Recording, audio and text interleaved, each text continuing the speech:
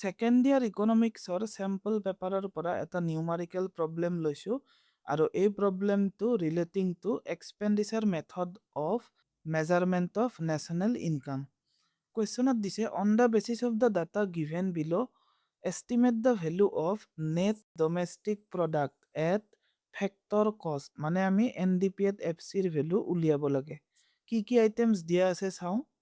First item to hoise gross domestic fixed capital formation. Then this exports, government final consumption expenditure, aru logote dia ase household final consumption expenditure. So a item bilak pori tumi gom pabo lagibo a problem to relating to expenditure method of national income ba jatiyo ayor byoy পদ্ধতি to related. So আমি কাৰ value উলিয়াব লাগে তাক অলপ পিছত ভাবিম এতিয়া আমি ভাবিব লাগিব যে এক্সপেন্ডিচাৰ মেথডৰ এলিমেন্টস কেইটা কি আছিল নেশনাল ইনকামৰ এক্সপেন্ডিচাৰ মেথডৰ ফাৰ্স্ট এলিমেন্টটো হৈছে যে প্ৰাইভেট ফাইনেল কনজাম্পচন এক্সপেন্ডিচাৰ বেসৰকাৰী চূড়ান্ত উপভোগ ব্যয় দেন গভৰ্নমেন্ট ফাইনেল কনজাম্পচন এক্সপেন্ডিচাৰ চৰকাৰী চূড়ান্ত উপভোগ ব্যয় তাৰ পিছত আহে যে গ্ৰছ ডমেষ্টিক কেপিটেল ফৰ্মেশ্যন মুঠ ঘৰুৱা মূলধন গঠন আৰু লাষ্টত আহে নেট এক্সপোৰ্টছ নিগুতি ৰপ্তানি এতিয়া চোৱা ইয়াতে যেটো থাৰ্ড এলিমেন্ট আছে that is gross domestic capital formation ইয়াৰ যদি ভ্যালু ডাইৰেক্টলি দিয়া নাথাকে তেনেহলে আমি কেনেদৰে উলিয়াম যে gross domestic fixed capital formation plus inventory investment এই দুটা প্লাস কৰিলে আমি এই ভ্যালুটো পাম ইনভেন্টৰী ইনভেষ্টমেন্ট ইয়াক বেলেগ নামেৰেও দিয়া থাকিব পাৰে যে ইনক্ৰিজ ইন ষ্টক বা চেঞ্জেছ ইন ইনভেন্টৰীজ তেনেদৰেও দিয়া থাকিব পাৰে ইনভেন্টৰী ইনভেষ্টমেন্ট বা চেঞ্জ ইন ষ্টক ইয়াৰ ভ্যালুটো কেনেদৰে ডিটাৰমাইন কৰা হয় যে closing stock minus opening stock আকৌ নেট এক্সপোৰ্টৰ যদি ভ্যালু ডাইৰেক্টলি দিয়া নাথাকে আমি কি কৰিম যে এক্সপোৰ্টছ মাইনাস ইম্পোৰ্টছ ৰপ্তানি মাইনাস আমদানি এতিয়া তোমালোকে জানিব লাগিব যে এই চাৰিটা মেইন এলিমেন্টস প্লাস কৰিলে আমি কি পাও এইকেইটা যদি প্লাস কৰো তেতিয়া আমি পাম যে gross domestic product at market price that is GDP at MP কোৱেশ্চনত আমাক কাৰ ভ্যালু উলিয়াব দিছে যে এনডিপি এট এফসি এইটো উলিওৱাৰ আগতে আমি জিডিপি এট এমপি উলিয়াই লম এতিয়া এই এলিমেন্টস কেইটাৰ ভ্যালুজ কোৱেশ্চনটোত বিচাৰা first two private final consumption expenditure দিয়া আছে নে ইয়াতে দিছে হাউসহোল্ড ফাইনেল কনজাম্পচন এক্সপেন্ডিচাৰ বুলি সো কোৱেশ্চনত জি বুলি দিয়া থাকে সেইটো লিখি দিবা Households Final Consumption Expenditure plus এইটো দিয়া আছে নে চোৱা দিয়া আছে নাম্বাৰ 3 দিয়া আছে গভৰ্নমেন্ট ফাইনেল কনজাম্পচন এক্সপেন্ডিচাৰ এক্সামত তোমালোকে ফুল ফৰ্ম লিখি দিবা নেক্সট আমাক লাগিল gross domestic capital formation directly দিয়া আছে নে নাই চোৱা ইয়াতে gross domestic fixed capital formation বুলি দিয়া আছে দ্যাট ইজ আমাক এই ভ্যালুটো দিয়া আছে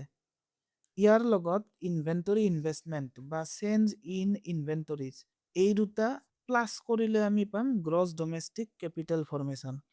এইটো পাইছো এইটো ফাৰ্স্টতে দিয়া আছে ইয়াৰ ভ্যালুটো চাও ক'ত দিয়া আছে আমাক দিয়া আছে ইনভেন্টৰী ইনভেষ্টমেন্ট নেট বুলি দিছে দ্যাট ইজ আমাক ক্লোজিং মাইনাস ওপেনিং ষ্টক তাৰ ভ্যালু যিমান হয় ডাইৰেক্টলি দি দিছে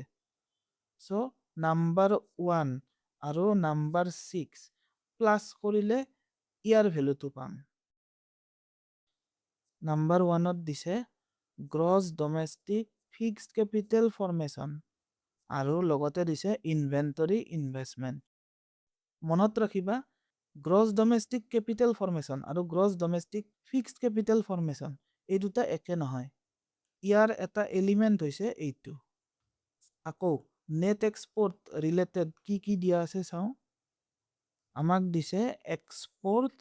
আৰু ইম্পোৰ্টছ দুটা সেপাৰেটলি দিয়া আছে প্লাস এক্সপোৰ্টস মাইনাস ইম্পোৰ্টস এইকেইটা প্লাস কৰিলে কি পাম যে জিডিপি এট এমপি এতিয়া জাস্ট ইহঁতৰ ভ্যালুজ বিলাক পুট কৰি গলে হল Household Final Consumption Expenditure দিয়া আছে 470 Government Final Consumption Expenditure 320 Gross Domestic Fixed Capital Formation ফার্স্টতে দিয়া আছে 200 Inventory Investment Negative figure দিয়া আছে -40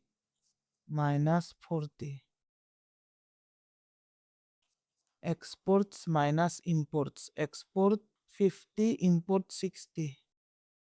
50 minus 60 এই দুটা প্লাস কৰিলে হ'ব